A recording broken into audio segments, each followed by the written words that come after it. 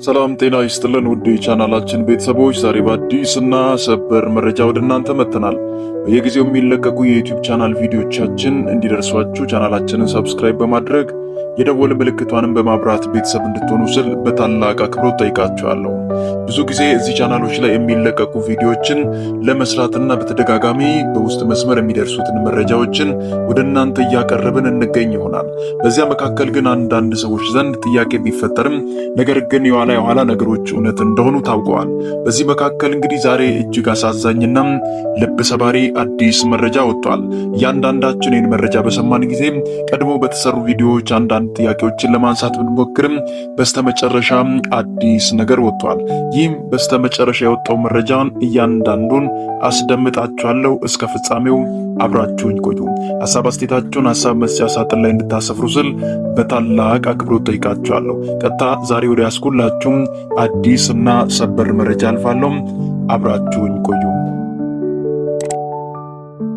ኢቢኤስ ቴሌቪዥን አሁንም ያለበትን ሰጣ ገባ እንደቀጠለና አንዳንድ ሰራተኞችን ማሰናበቱን ተከትሎ ጥያቄዎች ቢነሱበትም ያንን ጥያቄ መልስ ሳይሰጥ ወደፊት እንደተጓዘ በሁላችንም ዘንድ ግልጽ ነው። ታዲያ ሰሞኑን አንድ ጥያቄ ኢቢኤስ ቴሌቪዥን ሰራተኞች ጠየቁ ተብሎ ይታማል። ይህም ጥያቄ ምንድነው? ኢቢኤስ ቴሌቪዥን ላይ የሚሰሩ ሰራተኞች ሌላ ቴሌቪዥን ማሰራጫ ጣቢያ ላይ የሚሰራ ሰው ረጅም ዓመታቶችን እዛ ቤት ቆይቶ በሰላም እንደሚሰናበት ነው የሚታወቀው።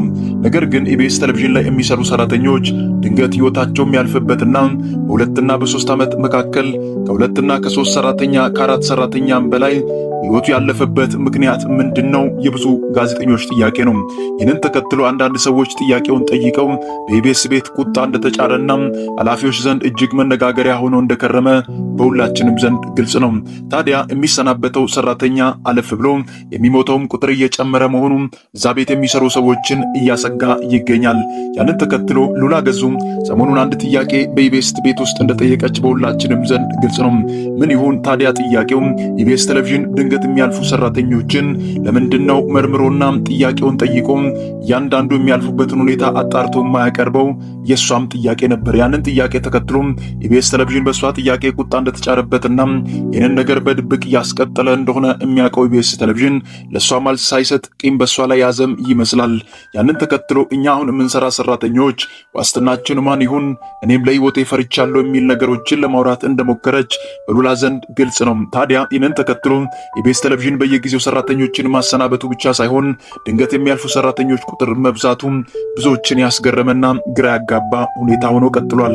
የኢቢኤስ ቴሌቪዥን አመራሮችና ኃላፊዎች የት ናቸው?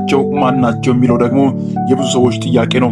በርነች መቀመጫውን ኢትዮጵያ ውስጥ እንዳደረገ ቢታወቅም ኃላፊዎች ግን በኢትዮጵያ ውስጥ እንደማይገኙና በታች ባሉ መሪዎችና ማናጀሮች እንደሚመራ ይታወቃል። ይህንን ተከትሎ ደግሞ አንዳንድ ጊዜ ከባድ የሆኑ ነገሮች ሲፈጠሩ ብቻ ኃላፊዎችና ዋና የመስሪያ ቤቱ ዋና አዛዦች መጥተው ሐሳብ እንደሚሰጡ ብቻ ይታወቃል። ይህንን ተከትሎ ኢቢኤስ ቴሌቪዥን የሚሄድበት ርቀትና መንገዱ እጅግ አሳሳቢ ቢሆንም ነገር ግን አሁን ባለው ሁኔታ እዛ ቤት የሚሰሩ ሰራተኞች እጅግ በፍርሃትና በድንጋጤ ውስጥ ሆኖ ስራቸውን እየሰሩ ነው። ምክንያቱም ድንገት ብዙዎቹ እያሸለቡ መሆናቸው ብዙዎች ውስጥ ጥያቄና ክርክርን በዛ መካከል ደግሞ ፍርሃትን የጫረ ጉዳይ ሆኖ ቀጥሏል። ኢቢኤስ ቴሌቪዥን አስመልክቶ አዳዲስ ነገሮች በየሚዲያው ቢንቀሳቀሱም ነገር ግን አዳዲስ ሰበር መረጃዎች ደግሞ ዛሬ ላይ እየወጡ ይገኛሉ። ዛሬ ላይ እንግዲህ ሉላ ገዙን ሁላችንም እናቃታለን። የኢቢኤስ ድምቀትና ብዙ ፕሮግራሞችን ሰዎች እሷን ለማየት ብሎ እንደሚመለከቱ በሁላችንም ዘንድ ግልጽ ነው። ሉላ ገዙ ብዙ ጊዜያቶችን በኢቢኤስ ቤት ብዙ ዋጋዎችን እየከፈለችና ስራዎችን ለመስራት በጥንካሬ የምትታወቅ ጀግና ሴት እንደሆነች በሁላችንም ዘንድ ግልጽ ነው። ሉላ ገዙ ከኢቢኤስ ጋር አሁን የገባችበት ሰጣ ገባ በስተመጨረሻ እልባት ያገኘ ይመስላል። ሙሉ በሙሉ ባለፈው በሰራናቸው ቪዲዮዎች መካከል አንዳንድ ሰዎች ነገሮችን ለማመን ተቸግረው ነበር።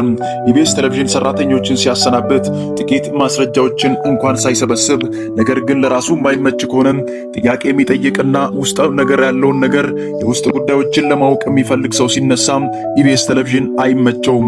በዚያ መካከል በሉላ በኩል የተነሳ ሰጣ ገባ በሁላችንም ዘንድ ግልጽ ነው። ኢቢኤስ ቴሌቪዥን አንዳንድ ነገሮችን መልስ ለመስጠት እንኳን ባይፈልግም ሉላ ገዙ እዛ ለመስራት ፈርቻለሁ፣ ቀጥሎ ደግሞ የማን ይሁን ቀጣይ ከዚህ ቤት ህይወቱ የሚያልፈው የሚል ጥያቄ ማንሳቷን ተከትሎ እጅግ ነገሮች ውስብስብ መሆናቸው በሁላችንም ዘንድ ግልጽ ጉዳይ ነው። ታዲያ እያንዳንዱ ጋዜጠኛ ከመሰናበቱ በፊት ምክንያቱ ምን እንደሆነ በግልጽ አይነገርለትም። ይህ ደግሞ በብዙዎች ዘንድ ጥያቄ ያስነሳል። አንደኛው ሲሰናበት ቀጥሎ ሌላውኛውን የሚያሰናብቱበት ምክንያት ምን እንደሆነ በሁላችንም ዘንድ ግልጽ ባይሆንም፣ ነገር ግን አሁን ባለን መረጃ መሰረት ኢቢኤስ ቴሌቪዥን ላይ ከበድ ያለ ጥያቄ የሚጠይቅና የኢቢኤስ የውስጥ ሚስጥር ጥያቄዎችን የሚያስነሳ ሰው እዛ ቤት ላይ የመቆየት ግዴታም የለበትም ተብሎ ይታመናል። ይህንን የሚያደርጉ ሰዎች ደግሞ ኃላፊዎች ናቸው። ነገር ግን ደግሞ ማሰራጫውን በኢትዮጵያ ውስጥ እየሰራ እንደሆነ በሁላችንም ዘንድ ግልጽ ነው። ታዲያ የመጀመሪያው የስንብቱ ጉዳይ ምንድነው? አንደኛ ከሃይማኖት ጋር የተያያዘ፣ ሁለት ደግሞ በኢቢኤስ በኩል የሚንቀሳቀሱ በውስጥ በኩል የሚደረጉ ሽኩቻዎችና ሴራዎች ላይ ጥያቄ የሚያስነሳ ሰው እዛ ቤት የመቆየት እድልና ጊዜ አይሰጠውም። ነገር ግን የቴሌቪዥን ማሰራጫ ጣቢያው እጅግ በጎ ስራዎችን እንደሚሰራና መልካም ነገሮች ላይ ቢታወቅም አንዳንድ ጊዜ ኢቢኤስ ቴሌቪዥን ኃላፊዎቹ መልካም ቢሆኑ ነገር ግን በውስጥ በኩል ያሉ ማኔጅመንት ላይ ያሉ ሰዎች ደግሞ የሚያንቀሳቅሱት ነገር እጅግ አሳሳቢ ሆኖ ይታያል። ባለፈው በተፈጠሩ አንዳንድ ክፍተቶች ሁላችንም እንደምናውቀው ብርቱካን የምትባል ሴት መታ ቪዲዮ መቀረጿን፣ ቀጥሎ ደግሞ ቪዲዮ መፈሰቱን፣ ቀጥሎ ደግሞ ባለው ሁኔታ ነገሩ ዙሩ ከሮ እነሱ ደግሞ ወደ ማረፊያ ቤትና ወደ እስር ቤት ተወስዶ ኢቢኤስ ቴሌቪዥን ምንም ያክል መልስ ሳይሰጥ እንዳስቀጠለና ስራው ላይ ትኩረት እንዳደረገ በሁላችንም ዘንድ ግልጽ ነው።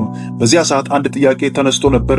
ኢቢኤስ ቴሌቪዥን ቪዲዮ ሲቀረጽ ያውቃል፣ ሲፎሰትም ያውቃል፣ እያንዳንዱን ነገር መርምሮ ነበር መፎሰት የነበረበት የሚሉ ነገሮች እንኳን ቢነሱ ነገሩን በውስጥ አግበስብሶ በዚያ መካከል የመጡ ሰዎችና ሶሻል ሚዲያዎች ላይ የተንቀሳቀሱ ሰዎችን ወደ እስር ዳርጎ ቀጥሎ ወደ ስራ እንደተመለሰ በሁላችንም ዘንድ ግልጽ ጉዳይ ነው። ታዲያ ኢቢኤስ ቴሌቪዥን አሁን የተነሳበት አዲስ ነገር አለ። ይህ ጉዳይ ምንድነው?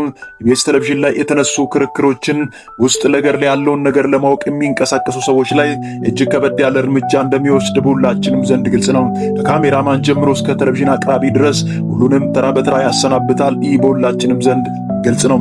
ባለፈው ሉላ ገዙ ከነሱ ጋር በገባችበት ስጣ ገባ ነገሮችን በይቅርታ መጨረስ እንዳለባቸው ቢታወቅም ነገር ግን ኢቢኤስ ቴሌቪዥን አሻፈረኝ ብሎ እየተንቀሳቀሰ እንደነበር በሁላችንም ዘንድ ግልጽ ነው።